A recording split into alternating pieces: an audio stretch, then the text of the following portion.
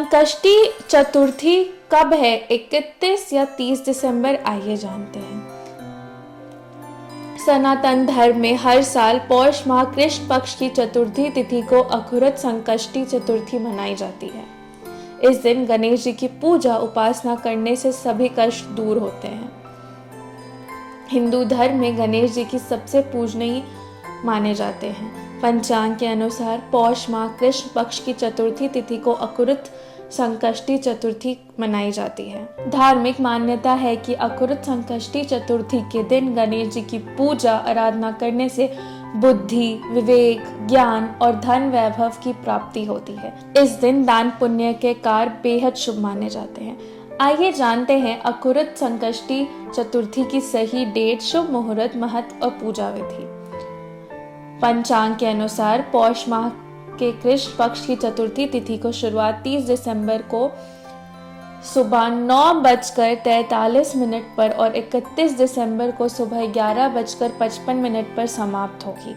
इसलिए उदया तिथि के अनुसार 30 दिसंबर 2023 को अखुरत संकष्टी चतुर्थी है। अब अगर पूजा विधि की बात करें तो सबसे पहले सूर्योदय से पूर्व उठें, स्नान आदि के बाद साफ सुथरा वस्त्र धारण करें, एक छोटी चौकी पर लाल वस्त्र बिछाएं, गणेश जी की प्रतिमा स्थापित करें। इसके बाद उन्हें धूप, दीप, दूर्वा और नैवेद्य अर्पित करें। फिर गणेश जी की आरती उतारें। अगर संभव हो तो दिन भर फलाहार व्रत रखें। सायंकाल में गणेश जी के पूजन के बाद चंद्रदेव के दर्शन जरूर करें। अखुरत संकष्टी चतुर्थी के दिन गरीबों और जरूरतमंदों को दान करें। संकष्टी चतुर्थी के दिन स्वेटर, कंबल और रजाई का दान करना शुभ माना गया है। इस दिन तामसिक भोजन के सेवन से बचना चाहिए, क्रोध से बचें और घर के बड़े बुजुर्गों का आशीर्वाद जरूर लें।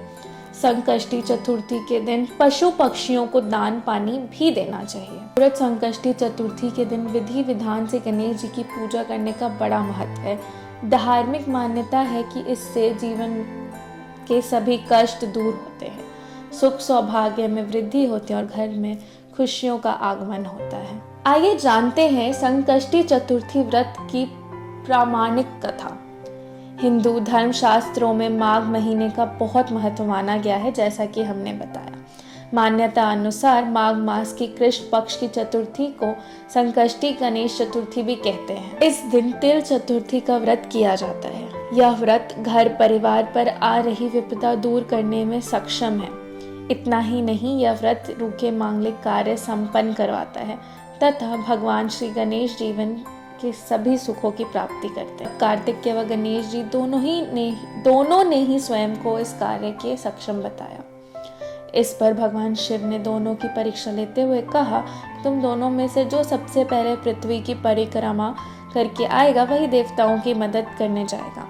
भगवान शिव के मुख से यह वचन सुनते ही कार्तिकेय अपने वाहन मोर पर बैठकर पृथ्वी की परिक्रमा के लिए निकल गए, परंतु गणेश जी सोच में पड़ गए कि वह चूहे के ऊपर चढ़कर सारी पृथ्वी की परिक्रमा करेंगे तो इस कार्य में उन्हें बहुत समय लग जाएगा।